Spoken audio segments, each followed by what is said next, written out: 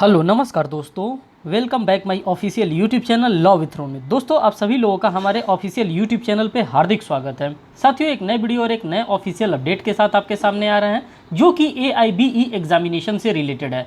जी हाँ साथियों, आप सभी लोगों को पता है कि ऑल इंडिया बार एग्जामिनेशन बहुत ही जल्द कंडक्ट होने वाला है। उसी को ध्यान में रखते हुए हम आप लोगों को टॉपिक वाइज क्वेश्चंस को सॉल्व करवा रहे हैं, जो कि डॉक्टर बसंती लाल बावेल साहब की पुस्तक से मैंने ये सारे के सारे क्वेश्चंस लिए हैं और इसी बुक से मैं करा रहा हूं, जो कि यूनिवर्सल लॉ पब्लिशर्स के द्वारा पब्लिश किया जाता है। इसमें हर एक पार्ट्स को कवर किया जाता है जो कि आपके AIB के एग्जामिनेशन में क्वेश्चन पूछा जाता है, जैसे संवैधानिक विधि हो गया, कंपनी विधि हो गया, भारतीय दंड संहिता हो गया, पर्यावरण विधि हो गया, दंड प्रक्रिया संहिता हो गया, सिविल प्रक्रिया संहिता हो गया, साक्ष्य विधि हो गया। इस प्रकार के जितने भी आपके 18 सब्जेक्ट होते हैं, सभी के सभी टॉपिक्स को इसमें टॉपिक वाइज कवर किया गया है। साथ साथ AIBE का जो AIB 12, 13, 14, 15 यहाँ तक कि 17 तक का जो भी पेपर हुआ, वो सभी के सभी पेपर आपको इस बुक में मिल जाएंगे। अगर आपको लगता है कि ये बुक आपके लिए हेल्पफुल होगा तो आप ये बुक भी परचेज कर सकते हैं। ऑफलाइन हर एक शॉप पे आपको मिलेगा।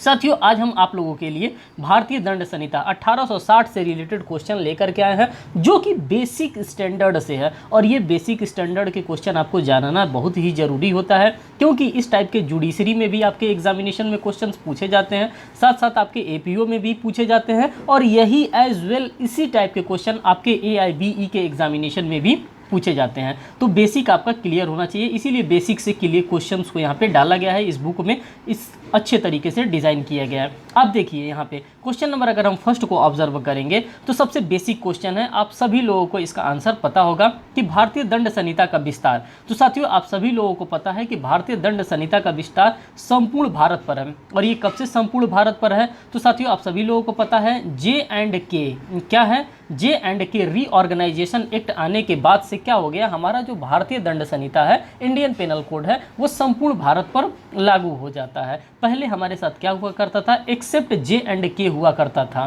तो अब वो J&K खत्म हो गया है। कब से? तो साथियों, हम बात करेंगे 31 अक्टूबर 2019 के बाद से, क्योंकि J&K रीऑर्गेनाइजेशन एक्ट हमारा बन गया। और जैसे ही J&K रीऑर्गेनाइजेशन एक्ट बना, वैसे हमारा जो भी क्रिमिनल लॉ था वो पूरे संपूर्ण भारत पे लागू हो गया, जैसे भारतीय दंड संहिता। तो हमारा यहाँ का को वाला जो करेक्ट आंसर होगा, इसी को हम करेक्ट आंसर मार्क करेंगे।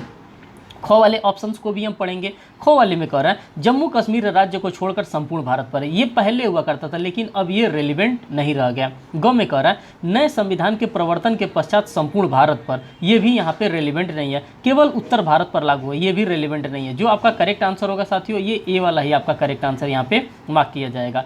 बात करते हैं क्वेश्चन नंबर सेकेंड में। कह रहा भारतीय दंड संहिता में कुल धाराएं हैं, मीन्स कि आप सभी लोगों को पता है कि इंडियन पेनल कोड में कितनी धाराएं दे रखी हैं। तो 484 की अगर हम बात करते हैं साथियों, तो ये जो 484 आपको दे रखा है, ये तो CRPC का है। ये इसमें कितने सेक्शंस पाए पूछे जाते हैं CRPC में? तो हमारे पास 484 सेक्शन हमारे पास CRPC में है। अगर हम 500 की बात करते हैं तो 500 वाला कोई सेक्शन है नहीं। अगर हम 510 की बात करते हैं तो 510 वाला भी कोई सेक्शन नहीं है। अब आपके पास इंडियन पेनल कोड की बात आती है, तो आप सभी लोगों को पता है कि 23 चैप्टर्स में डिवाइड किया गया। कितने चैप्टर्स में? अगर हम चैप्टर्स की बात करते हैं तो 23 चैप्टर में, और सेक्शन की बात करते हैं तो 511 सेक्शंस में इसको डिवाइड किया गया है, जो कि लॉर्ड मैकाले साहब के द्वारा ये बनाया गया था, ठीक, फर्स्ट लॉ कमीशन के द्वारा। अगर हम एक्ट नंबर की बात करते हैं इंडियन पेनल कोड की, तो एक्ट नंबर 45 है। क्वेश्चन नंबर 3 की अगर हम बात करते हैं तो भारतीय दंड संहिता का मुख्य उद्देश्य है। अब अगर हम IPC के मुख्य उद्देश्य के बारे में हम जानना चाहेंगे कि इसका मेन इंटेंशन क्या है, ये किस लिए बनाया गया, इसका मुख्य धारा क्या है, तो कह रहा है संपूर्ण भारत के लिए एक सामान्य दंड संहिता का उपबंध करना है। और ये डेफिनेटली 100% यही बात सही है, क्योंकि जब हमने IPC, जब लॉर्ड मैकाले साहब के द्वारा उनकी अध्यक्षता में ड्राफ्ट किया गया, उनके 3 सहयोगी और थे, मिलेट, एंडरसन और मैक्लियोड साहब, ये 3 लोग भी और थे, लेकिन नाम अगर पूछा जाता है तो लॉर्ड मैकाले साहब का ही नाम दिया जाता है, क्योंकि वही अध्यक्ष थे। तो ये इसलिए बनाया गया था कि ये क्या करेगा, जो दंड प्रक्रिया है, दंड प्रक्रिया पे एक जैसे सामान्य कानून सभी के ऊपर लागू किया जाएगा। तो क वाला यहाँ पे आपका करेक्ट आंसर होगा। लेकिन हम ऑप्शंस को पढ़ेंगे। अपराधियों को कठोर दंड से दंडित करने के लिए ये इतना रेलिवेंट नहीं है। अपराधों के रोकथाम करने के लिए जी हाँ बनाया गया था, लेकिन इसका मुख्य उद्देश्य पूछा गया है। अगर हम मुख्य उद्देश्य की बात करते हैं तो सामान्य दंड संहिता का उपबंध करने के लिए इसको किया गया था, ये भी यहाँ पे रेलिवेंट नहीं होगा। अपराधों की पुनरावृत्ति को रोकने के लिए, ये भी यहाँ पे होगा नहीं। जो आपका होगा मुख्य उद्देश्य की अगर हम बात करते हैं तो साथियों क वाला ही आपका करेक्ट आंसर होगा। और हम एग्जामिनेशन में सबसे अप्रोप्रिएट आंसर को टच करना चाहते हैं, जो सबसे अप्रोप्रिएट हो, जो सबसे मिलता जुलता हो। ठीक, क्वेश्चन नंबर 4 की अगर हम बात करते हैं तो भारतीय दंड संहिता को महाराज्यपाल की सहमति प्राप्त हुई थी। जो कि महाराज्यपाल थे, इनकी सहमति कब प्राप्त हुई थी? अगर 4th नंबर वाले क्वेश्चन की हम बात करते हैं तो साथियों आप सभी लोगों को पता है कि 1 अगस्त को 1860 को कुछ हुआ नहीं, 1 सितंबर को ऐसा कुछ हुआ नहीं। जो हुआ था साथियों, ये 7 अक्टूबर 1860 को इनको एसेंट दिया गया था। कब दिया गया था? तो 1860 में ही दिया गया था। ये 1 दिसंबर 1860 भी यहाँ पे करेक्ट आंसर नहीं होगा। 4th नंबर का जो आपका करेक्ट आंसर होगा दोस्तों, ये गो वाला आपका करेक्ट आंसर यहाँ पे मार्क किया जाएगा। बात करते हैं क्वेश्चन नंबर 5 में, कर भारतीय दंड संहिता कब लागू हुई? अब इसके लागू होने की भी तिथि को आप देख लीजिए कि भारतीय दंड संहिता कब लागू हुआ था। तो साथियों आप सभी लोगों को पता है 1 अगस्त को लागू नहीं हुआ, 1 दिसंबर को लागू नहीं हुआ। इसलिए मैं कह रहा हूँ आप लोगों को पता है, क्योंकि ये बेसिक क्वेश्चन है और ये हर एक स्टूडेंट को आता है। ये लागू कब हुआ था? तो 1 जनवरी 1862 से इसको लागू किया गया था। 1 मई 1862 से भी इसको लागू नहीं किया गया। तो इसका जो करेक्ट आंसर होगा साथियों, ये गो वाला इसका करेक्ट आंसर मार्क किया जाएगा।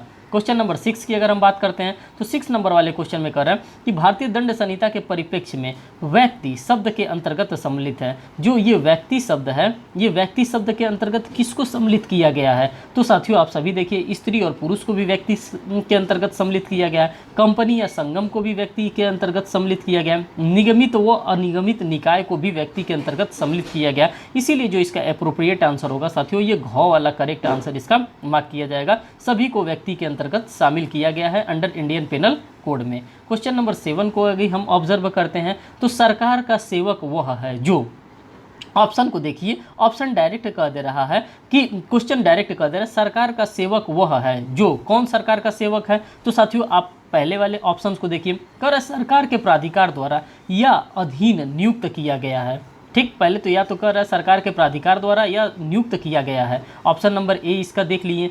आप ऑप्शन नंबर आप यहाँ पर बी को भी ऑब्जर्व करेंगे। ऑप्शन नंबर बी में देखिए, कह रहा है ख वाले में भारत के भीतर उस रूप में बने रहने हेतु नियुक्त किया गया है। ऑप्शन नंबर बी भी यहाँ पर आप लोगों ने देख लिया। ऑप्शन नंबर सी को भी देखिए, कह रहा है सरकार द्वारा सेवक के रूप में नियोजित किया गया है। और ऑप्शन ग, उपरोक्त सभी सरकार के सेवक हैं। जितने भी लोग यहाँ पे बताए गए हैं साथियों, सभी के सभी पब्लिक सर्वेंट होते हैं। और पब्लिक सर्वेंट हमको डिफाइन किया गया section number 21 of Indian penal code में आपको देखने के लिए मिलेगा। आप जाएंगे तो वहाँ पे पूरे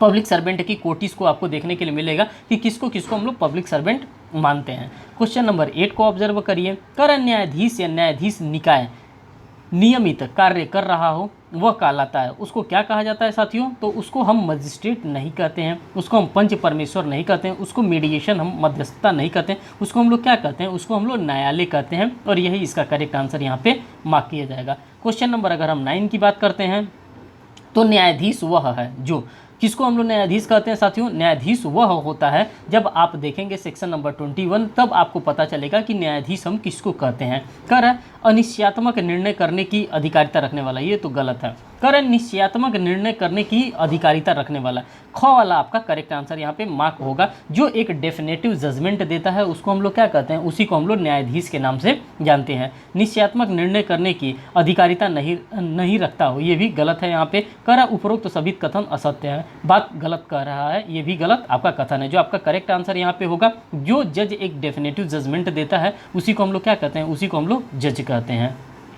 क्वेश्चन नंबर 10 की बात करते हैं, लोक सेवक शब्द घोतक है। अब आप सभी लोगों को पता है कि लोक सेवक शब्द का घोतक कौन है। तो साथियों अगर लोक सेवक घोतक के हम बारे में बात करते हैं तो मैंने आपको ऑलरेडी बता दिया है कि section number 21 of Indian penal code में आपको लोक सेवक देखने के लिए मिलेगा। और वहाँ पे 12 प्रकार की कैटेगरीज को बताया गया है कि कौन कौन लोक सेवक के अंतर्गत आते हैं। जैसे भारत की सेना की बात करता है, नौसेना वायुसेना का हर आयुक्त ऑफिसर, ये क्या होता है? ये लोक सेवक होता है। आप लोगों को ये जानना होना चाहिए। हर न्यायाधीश क्या होता है साथियों? हर न्यायाधीश लोक सेवक होता है। जो सरकार की सेवा में होकर वेतन प्राप्त करता है वो भी क्या होता है? लोक सेवक होता है। उपरोक्त सभी जो भी यहाँ पे ऑप्शंस आपको प्रोवाइड किए गए हैं सभी के सभी सेक्शन नंबर 21 के अंतर्गत लोक सेवक होते हैं। क्वेश्चन नंबर अगर 11 की हम बात करते हैं, कौन लोक सेवक नहीं है। यहाँ पे डायरेक्ट आपसे पूछ दिया है कि किसको हम लोग लोक सेवक नहीं मानते हैं, कौन ऐसा व्यक्ति है जो कि लोक सेवक नहीं है। प्राइवेट प्रैक्टिस कर रहा चिकित्सा अधिकारी लोक सेवक बिल्कुल नहीं है, प्राइवेट पहले ही आ गया। नगर पालिका का पार्षद लोक सेवक नहीं होता है। सहकारी संस्था का अध्यक्ष लोक सेवक नहीं होता है। तो 11 का यहाँ पे उपरोक्त सभी, इसमें से कोई भी ऐसा नहीं है जो कि लोक सेवक के तौर पे काम करता है। और लोक सेवक के बारे में अगर आपको अधिक जानकारी चाहिए तो आप section number 21 of Indian penal code को ऑब्जर्व करें।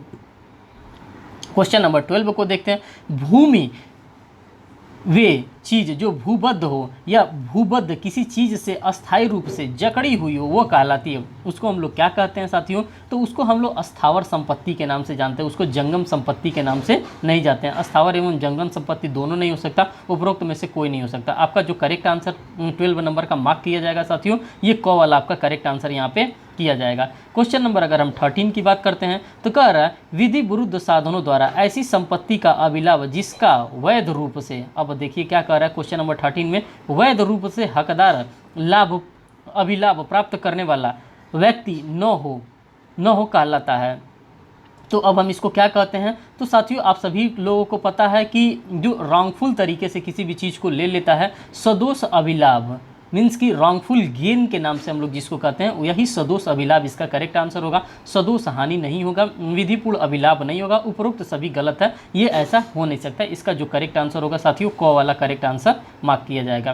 क्वेश्चन नंबर अगर हम 14 को ऑब्जर्व करते हैं तो कह रहा है जो कोई इस आशय से कार्य करता है कि एक व्यक्ति जो सदोष अभिलाभ कारित करे या अन्य व्यक्ति को सदोष हानि कारित करे वो कहलाता है। अब उसको हम लोग क्या कहते हैं साथियों, तो 14 नंबर वाला का जो आपका करेक्ट आंसर यहाँ पे मार्क किया जाएगा वो बेईमानी कहा जाएगा। उसको छल नहीं कहा जाएगा, कपट नहीं कहा जाएगा, छल कपट या बेईमानी नहीं कहा जाएगा। तो आप सभी लोगों ने इसको ऑब्जर्व किया। हाँ, अब क्वेश्चन नंबर 16 को हम यहाँ पे ऑब्जर्व करेंगे और क्वेश्चन नंबर 16 में आपको देखने के लिए मिल रहा है कर किसी पदार्थ पर अक्षरों पर, पहले देखिए किस पे बात कर रहा है, कर पदार्थ पर अक्षरों पर अंकों चिन्हों के साधन द्वारा अभिव्यक्त वर्णित की जाए उसको हम लोग क्या कहते हैं। अगर इस प्रकार से किसी भी चीज़ पे हम लोग किसी चीज़ को लिख देते हैं तो उसको हम लोग क्या कहते हैं, तो उसको क्या मूल्यवान प्रतिभूति के रूप में जानते हैं, वैल्यूएबल सिक्योरिटी के रूप में, तो बिल्कुल नहीं, उसको हम वैल्यूएबल सिक्योरिटी जानते हैं। शिलालेख है तो शिलालेख भी उसको नहीं जानते। वो एक प्रकार का क्या हो जाता है, वो एक प्रकार का डॉक्यूमेंट हो जाता है, वो एक प्रकार का दस्तावेज हो जाता है। जैसे कि आपके घर दूध वाला आता है, दूध वाला पढ़ा लिखा नहीं होता है, दीवार पर एक लाइन, एक दिन दूध देता है एक लाइन खींच देता है, एक दिन दूध देता है एक दिन लाइन खींच देता है, एक दिन दूध देता है एक दिन लाइन खींच देता है, तो वो उसके लिए क्या हो जाता है, वो उसके लिए भी दस्तावेज का तौर पर काम करता है। तो 16 वाले का जो आपका करेक्ट आंसर होगा साथियों ये ख वाला आपका करेक्ट आंसर होगा। क्वेश्चन नंबर अगर हम 17 की बात करते हैं तो 17 में यहाँ पर देखिए कह रहा है कि मूल्यवान प्रतिभूति कहलाती है। अब हम लोग मूल्यवान प्रतिभूति किसको कहते हैं, क्या क्या इसके अंतर्गत आता है, कह रहा है जहाँ दस्तावेज से कोई विधिक अधिकार सृजित, विस्तृत, आंतरिक, निर्बंधित, निर्वसित किया जावे या छोड़ा जावे, इसको हम लोग मूल्यवान प्रतिभूति के अंतर्गत कंसीडर करते हैं। ये बात बिल्कुल सही कह रहा है। 17 नंबर का ऑप्शन नंबर ए वाला। ऑप्शन नंबर ख की हम बात करते हैं जहां दस्तावेज से कोई व्यक्ति यह अभिस्वीकृति करता है कि वह विधिक दायित्व के अधीन है, ये भी बात सही कर रहा है। ग वाले में जहां दस्तावेज से कोई यह स्वीकार करता है कि वह अमुक विधिक अधिकार नहीं रखता है। उपरोक्त तीनों सही है, जो भी बातें ऊपर बताई हैं क ख ग, ये तीनों की तीनों बातें यहाँ पे सही बताई गई हैं। और आप देख सकते हैं इस किताब को इतने अच्छे से डिज़ाइन किया गया है कि इसमें सभी के सभी क्वेश्चंस को आपके यहाँ पे कवर कर लिया जाएगा ऑप्शन के साथ। यहाँ पे सिर्फ अगर आप ऑप्शंस को ही अच्छे से एनालिसिस कर लेंगे तो सारी चीज़ें आपकी यहाँ पे एज यूजुअल कवर हो जाएंगी। अब देखिए कह रहा है निम्न में कौन सा दस्तावेज मूल्यवान प्रतिभूति है। अब यहाँ पे पूछ रहा है कि कौन सा ऐसा दस्तावेज है जिसको हम लोग मूल्यवान प्रतिभूति के रूप में जानते हैं। जैसे क वाला को देखिए कह रहा है क्षति पहुंचाने के भय के अधीन खाली कागज पर कराए गए हस्ताक्षर, ये क्या हो सकता है साथियों, ये आपका एक मूल्यवान प्रतिभूति हो सकता है, क्योंकि खाली पेज पे आपसे दस्तखत कराने का मतलब है कि आपके साथ कभी भी अनहोनी की जा सकती है। ख वाले के देखिए कह रहा है आयकर अधिकारी द्वारा निर्धारण आदेश की बात कर रहा है, अंश पत्र प्रमाण पत्र की बात कर रहा है, और उपरोक्त सभी। यहाँ पे जो 18 नंबर का करेक्ट आंसर होगा साथियों ये घ वाला आपका करेक्ट आंसर होगा। क्वेश्चन नंबर 19 को हम यहाँ पे ऑब्जर्व करेंगे और क्वेश्चन नंबर 19 में आप देखिए यहाँ पे क्या कह रहा है, कह रहा है वसीयती दस्तावेज का घोतक कहलाता है। जो वसीयती दस्तावेज होता है इसका घोतक क्या कहलाता है? तो साथियों अगर हम वसीयती दस्तावेज की बात करते हैं तो सबसे पहले वसीयती दस्तावेज में हमारे पास विल आता है, विल WILL, जिसको हम लोग वसीयत के नाम से जानते हैं, और यही इसका करेक्ट आंसर मार्क किया जाएगा। उत्तराधिकार प्रमाण पत्र नहीं, नामांकन नहीं और दान पत्र नहीं होगा। बात करते हैं क्वेश्चन नंबर 20 की। क्वेश्चन नंबर 20 की अगर हम बात करते हैं तो यहाँ पर देखिए क्या कह रहा है। जो भारत का नागरिक है युगांडा में हत्या करता है, वह भारत में किसी भी स्थान में जहां वह पाया जाएगा हत्या के लिए उसको क्या किया जाएगा? विचारण किया जाएगा। तो साथियों ये क्वेश्चन आपको बार बार PCSJ के एग्जामिनेशन में, आपको APO के एग्जामिनेशन में और साथ साथ आप देखेंगे AIB के एग्जामिनेशन में ये कई बार इस क्वेश्चन का रिपीटेशन किया गया है और ये क्वेश्चन आपके लिए बिल्कुल ही इंपॉर्टेंट है। तो इसका जो ऑप्शन क होगा यही करेक्ट आंसर होगा। विचारण और दोष सिद्धि किया जाएगा, जहाँ पे उसको पाया जाएगा वहीं पे उसका विचारण और दोष सिद्धि किया जाएगा, वहीं पे उसका ट्रायल किया जाएगा। विचारण और दोष सिद्धि नहीं किया जा सकेगा, ये गलत ऑप्शन है। कह रहा है युगांडा की विधि के अनुसार विचारण एवं दंडित किया जा सकता है, बिल्कुल गलत कह रहा है। अंतर्राष्ट्रीय विधि के अनुसार विचारित एवं दंडित किया जा सकता है, ये भी बिल्कुल गलत बात कह रहा है। आपका जो करेक्ट आंसर होगा वो ए वाला ही करेक्ट आंसर होगा। क्वेश्चन नंबर 21 की अगर हम बात करते हैं तो यहाँ पे कह रहा है पुल्लिंगवाचक शब्द लागू होता है। अब किसकी बात कर रहा है? पुल्लिंगवाचक शब्द केवल नर पुरुष पर, केवल नर पर, बात बिल्कुल गलत है। नारी पर, यह भी गलत है। हर व्यक्ति पर, चाहे वह नर हो या नारी हो, इसीलिए हम लोग पुल्लिंगवाचक IPC की अगर हम बात करते हैं तो ही शब्द से हम डिनोट करते हैं, वो मेल के लिए भी हो जाता है और फीमेल के लिए भी हो जाता है। 21 का आपका करेक्ट आंसर यहाँ पे गौ वाला होगा। क्वेश्चन नंबर 22 की हम बात करते हैं। क्वेश्चन नंबर 22 में कह रहा है कि नेशनल लीगल सर्विस अथॉरिटी बनाम यूनियन ऑफ इंडिया AIR 2014 के मामले में लिंग शब्द में किसे सम्मिलित किया गया है? तो आप सभी लोगों को पता है कि NALSA versus union of India का एक मामला आया था, national legal service authority versus union of India का एक मामला आया था, और उस मामले में यहाँ पे किसको कंसीडर किया गया था? तो पुरुष तो था ही, नारी तो था ही, यही साहब नहीं थे किन्नर, और इनको भी क्या कर लिया गया? ये 2014 के जजमेंट के अंतर्गत इनको भी कंसिडर कर लिया गया और इनको भी एक जेंडर की उपाधि सुप्रीम कोर्ट ऑफ इंडिया के द्वारा प्रोवाइड कर दिया गया। क्वेश्चन नंबर 23 की अगर हम बात करते हैं तो लोक सेवक की परिभाषा दी गई है। मैं लगातार चीख के कर रहा हूं कि लोक सेवक की परिभाषा सेक्शन नंबर 21 के अंतर्गत आपको प्रोवाइड किया गया है। बात करते हैं क्वेश्चन नंबर 24 में। क्वेश्चन नंबर 24 में आप देखिए कर रहा है इलेक्ट्रॉनिक अभिलेख शब्द का वही अर्थ होगा। किसकी बात कर रहा है? जो इलेक्ट्रॉनिक अभिलेख शब्द होगा उसका वही अर्थ होगा जो सूचना प्रौद्योगिकी अधिनियम सन 2000 में दिया गया है। आप सभी लोगों को पता है IT एक्ट को सेक्शन नंबर 29 को के अंतर्गत क्या किया गया? इनकॉर्पोरेटेड किया गया है। कब से? जब से हमारे पास सूचना का अधिकार अधिनियम आया है तब से इसको यहाँ पे डाला गया है। बात करते हैं क्वेश्चन नंबर 25 की। क्वेश्चन नंबर 25 में आप देखिए यहाँ पे क्या कह रहा है कि संहिता की धारा 34 के अंतर्गत आता है। अब संहिता की धारा 34 के अंतर्गत क्या आता है? तो कह रहा है को वाला यहाँ पे इसका करेक्ट आंसर होगा। कह रहा है सामान्य आशय को अग्रसर करने में कई व्यक्ति द्वारा किया गया कार्य यहाँ पे आता है। ख वाले में कहा जा रहा है सामान्य आशय को अग्रसर करने में किसी एक व्यक्ति द्वारा किया गया कार्य, ये नहीं आता है। गौ वाले में सामान्य आशय को अग्रसर करने में 5 व्यक्ति द्वारा किया गया कार्य, ये नहीं आता है। सामान्य आशय को अग्रसर करने में 5 या 5 से अधिक व्यक्तियों द्वारा किया गया कार्य, ये भी यहाँ पे नहीं आता है। यहाँ पे जो 25 नंबर का आता है साथियों, 25 नंबर का क वाला यहाँ पे करेक्ट आंसर मार्क किया जाएगा। क्वेश्चन नंबर 26 की अगर हम बात करते हैं तो 26 में कह रहा है कि भारतीय दंड संहिता की धारा 34 सामान्य आशय व धारा 149 के संबंध में निम्नलिखित कथन सही है। अब यहाँ पे कौन सा ऐसा कथन दिया गया है जो कि कथन सही है? तो कह रहा है उपरोक्त दोनों सही है, क्योंकि धारा 34 की अगर हम बात करते हैं तो स्वयं में अपराध का गठन नहीं करता है। आप सभी लोगों को पता है कि कोई भी सेक्शन के साथ हम रीड विथ करते हैं सेक्शन नंबर 34 को, ये कॉमन इंटेंशन को बताता है, और ये सेक्शन नंबर जो 149 है ये कॉमन ऑब्जेक्ट को बताता है। ये कहता है in the furtherance of common intention में काम होना चाहिए सेक्शन नंबर 34,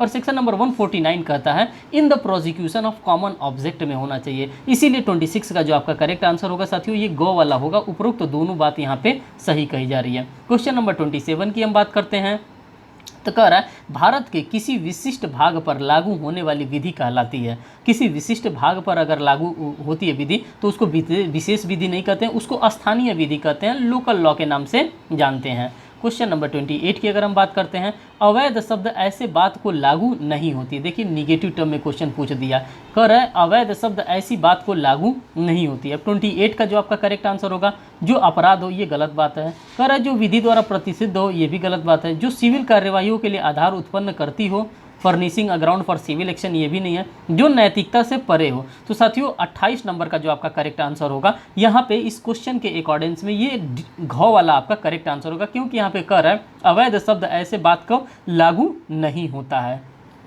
नहीं में क्वेश्चन पूछा है तो हमें आंसर भी नहीं में ही देना है। तो घ वाला यहाँ पे इस क्वेश्चन के कॉन्टेक्स्ट में आपका सही आंसर होगा। क्वेश्चन नंबर 29 की हम बात करते हैं। कह रहा है क्षति शब्द ऐसी अपहानि का घोतक है जो अवैध रूप से कारित हुई हो। किस तरह से हुई हो साथियों? तो अवैध रूप से कारित हुई हो। तो कह रहा है शरीर को हुई हो, ख्याति को हुई हो, संपत्ति को, उपरोक्त तीनों को हुई हो, तो इसको क्या माना जाएगा? इसको अपहानि के अंतर्गत कंसीडर किया जाएगा। क्वेश्चन नंबर 30 की हम बात करते हैं। कह रहा है जीवन शब्द घोतक है। अब जो जीवन शब्द होता है साथियों, ये किसका घोतक होता है? मानव के जीवन का घोतक होता है, पशु के जीवन का नहीं, प्राणी मात्र के जीवन का नहीं, मानव एवं पशु जीवन दोनों का नहीं। जो करेक्ट आंसर होगा 30 का वो ए वाला ही आपका यहाँ पे करेक्ट आंसर मार्क किया जाएगा, मीन्स कि क वाला ही आपका मार्क किया जाएगा। क्वेश्चन नंबर 31 की हम बात करते हैं। कह रहा है कोई बात, किसकी बात कर रहा है? कोई बात सद्भावना पूर्वक की गई या विश्वास की गई नहीं कही जाती जो। अब इसको क्या नहीं कही जाती है? जो 31 का अगर हम देखेंगे तो समयक सतर्कता के बिना की गई हो, ये बात गलत है। ऑप्शन नंबर ख कह रहा है समयक ध्यान के बिना की गई हो, ये भी बात सही नहीं कर रहा है। समयक सतर्कता एवं ध्यान के बिना की गई हो या विश्वास की गई हो। 31 नंबर का आपका साथियों गो वाला यहाँ पे करेक्ट आंसर मार्क किया जाएगा, उपरोक्त में से कोई भी नहीं होगा। क्वेश्चन नंबर 32 की हम बात करते हैं। कह रहा है मृत्यु दंडादेश का लघुकरण किया जा सकेगा। जो मृत्यु का दंडादेश होता है इसका लघुकरण किया जा सकता है। किसके द्वारा किया जा सकता है? क्या उच्च न्यायालय के द्वारा? तो नहीं, इस प्रकार का पावर उच्च न्यायालय को नहीं दिया गया है। राज्य सरकार को भी इस प्रकार का पावर नहीं दिया गया है। केंद्र सरकार के द्वारा भी नहीं किया जा सकता। ये किया जा सकता है समुचित सरकार, जो एप्रोप्रिएट गवर्नमेंट होता है उसी एप्रोप्रिएट गवर्नमेंट के द्वारा इस प्रकार का किया जा सकता है। और यहाँ पे आप देखिए दोनों ऑप्शन आपको प्रोवाइड कर रखा है, राज्य सरकार भी कर रहा है और समुचित सरकार। तो आपको राज्य सरकार पे ऑप्शंस नहीं टिक करना है, आपको कहाँ पे करना है? आपको समुचित सरकार पे, जिसको हम लोग एप्रोप्रिएट गवर्नमेंट कहते हैं। यही आपका करेक्ट आंसर होगा, आपको बिल्कुल भी कंफ्यूज होने की आवश्यकता नहीं है। समुचित सरकार की परिभाषा दी गई है। अब वही चीज़, वही क्वेश्चन आपको यहाँ पे फिर बना करके दे दिया कि आप फंसे ना। समुचित सरकार की परिभाषा आपको देखने के लिए साथियों कहाँ पर मिलता है? तो क्या धारा 55 के अंतर्गत मिलता है समुचित सरकार की परिभाषा देखने के लिए? तो बिल्कुल नहीं, वो मिलता है 55 क में, सेक्शन नंबर 55 कैपिटल ए के अंतर्गत आपको एप्रोप्रिएट गवर्नमेंट की परिभाषा देखने के लिए मिलता है। और यही आपका करेक्ट आंसर मार्क किया जाएगा। सेक्शन 56 भी नहीं होगा, सेक्शन 57 भी यहाँ पे नहीं होगा। क्वेश्चन नंबर 34 की अगर हम बात करते हैं। कह रहा है भारतीय दंड संहिता के प्रावधान के तहत अपराधों को क्या दंड दें, मीन्स कि अपराधियों को क्या, किस प्रकार का दंड यहाँ पे प्रोवाइड किया जाएगा? तो साथियों कह रहा है मृत्यु दंड या आजीवन कारावास। आप सभी लोगों को पता है कि सेक्शन नंबर 53 के अंतर्गत ये सारी चीज़ हमको देखने के लिए मिलता है। कह रहा है कठोर कारावास और साधारण कारावास ये भी दिया जाता है। संपत्ति की जब्तीकरण और जुर्माना, उपरोक्त सभी प्रकार के दंड को आप इंडियन पेनल कोड के अंतर्गत दे सकते हैं। और आप देखिए ऑल इंडिया बार एग्जामिनेशन 2021 के एग्जामिनेशन में क्वेश्चन आपसे रेज भी किया गया है। क्वेश्चन नंबर 35 की हम बात करते हैं। कह रहा है जब कारावास और जुर्माना दोनों अदिष्ट किए जा सकते हैं तब जुर्माना न देने पर कारावास की अवधि होगी। अब यहाँ पे कारावास की अवधि क्या रखी गई है, क्या होगी? तो ऑप्शन को देखिए, ऑप्शन नंबर क में कर रहा है अधिकतम दंडावधि की 1/4 से अधिक की बात कर रहा है। ख वाले में अधिकतम दंडावधि की 1/3 से अधिक की बात कर रहा है। ऑप्शन नंबर ग में कह रहा है अधिकतम दंडावधि की आधे से अधिक की बात कर रहा है, और इनमें से कोई नहीं। अगर हम 35 नंबर वाले की बात करें तो इसका करेक्ट आंसर क वाला होगा, अधिकतम दंडावधि की 1/4 से अधिक नहीं होना चाहिए। बात करते हैं क्वेश्चन नंबर 36 में कह रहा है जुर्माना न देने पर कारावास की अवधि से संबंध में कौन सी बातें सही नहीं है। अब यहाँ पर फिर देखिए निगेटिव टर्म में क्वेश्चन पूछ दिया कि कौन सा सही नहीं है। तो ऑप्शन नंबर क में कह रहा है कि 50 रुपये तक के जुर्माने में 2 माह या उससे अधिक के कारावास की बात कर रहा है। ऑप्शन नंबर बी में कह रहा है, ख में कह रहा है 100 रुपये तक के जुर्माने 4 मास या उससे कम अवधि के कारावास के बारे में बात कर रहा है। ऑप्शन नंबर अगर हम ग की बात करते हैं साथियों, ग नंबर की बात करते हैं तो कह रहा है कि 100 रुपये से अधिक के जुर्माने में 6 मास या उससे कम अवधि का कारावास की बात करता है, और घ में कह रहा है 1000 रुपये या उससे अधिक के जुर्माने में 12 मास या उससे कम की अवधि के कारावास की बात कर रहा है। तो 36 नंबर का आपका जो करेक्ट आंसर यहाँ पे मार्क किया जाएगा साथियों, ये घ वाला आपका करेक्ट आंसर यहाँ पे लगाया जाएगा। क्वेश्चन नंबर 37 की हम बात करते हैं। क्वेश्चन नंबर 37 में आप देखिए कह रहा है कि कारावास का पर्यवसन हो जाएगा। किसकी बात कर रहा है साथियों? तो कह रहा है कारावास का पर्यवसन हो जाएगा। अब कारावास का पर्यवसन कैसे किया जा सकता है? तो 37 नंबर की अगर हम क्वेश्चन की बात करते हैं तो ये ऑप्शन नंबर ए कह रहा है कि जुर्माना देने पर, ऑप्शन नंबर बी कह रहा है अभियुक्त के फरार हो जाने पर, ये गलत बात है। अभियुक्त के अन्य अपराधों में कारावासित हो जाने पर, ये भी गलत बात है। इनमें से कोई नहीं, ये भी गलत बात है। जो आपका करेक्ट आंसर होगा साथियों 37 का, ये क वाला आपका करेक्ट आंसर यहाँ पे लगाया जाएगा। क्वेश्चन नंबर 38 के क्वेश्चंस को आप ऑब्जर्व करिए, क्योंकि इनका क्वेश्चन थोड़ा सा बड़ा है, इसीलिए मैं थोड़ा सा जूम को इन कर ले रहा हूँ। कर क्वेश्चन नंबर 38 में क को किसी अपराध में 3 माह की अवधि का कारावास दिया गया और 100 रुपये का जुर्माना किया गया। जुर्माना अदा नहीं करने पर 1 मास के कारावास का दंडादेश दिया गया। को जुर्माने के एवज में 15 दिन का कारावास भुगत लेता है, वह बाकी अवधि के कारावास से मुक्त होना चाहता है। क्या वह संभव है और यदि है तो कब है? किस कंडीशन में? यहाँ पे एक कंडीशन वाइज क्वेश्चन दे दिया। तो कह रहा है कि पहला 100 रुपये जमा कर देने पर, ये गलत बात है। कह रहा है 50 रुपये जमा कर देने पर 50 रुपया होगा, क्योंकि उसने 15 दिन क्या किया है? 15 दिन यहाँ पे सज़ा भी उसने काट लिया है, और 50 रुपया ही आपका करेक्ट आंसर होगा। 25 रुपया भी नहीं होगा और 10 रुपया भी यहाँ पे नहीं होगा। बात करते हैं क्वेश्चन नंबर 39 में। क्वेश्चन नंबर 39 में आप देखिए कह रहा है जुर्माने की राशि की उद्ग्रहित किया जा सकेगा दंडादेश दिए जाने के पश्चात। तो क्वेश्चन नंबर अगर हम 39 की बात करते हैं तो 39 का आपका जो करेक्ट आंसर होगा साथियों ग होगा। 6 वर्ष के भीतर किया जा सकता है, आपकी प्रॉपर्टी को भी बेच करके किया जा सकता है।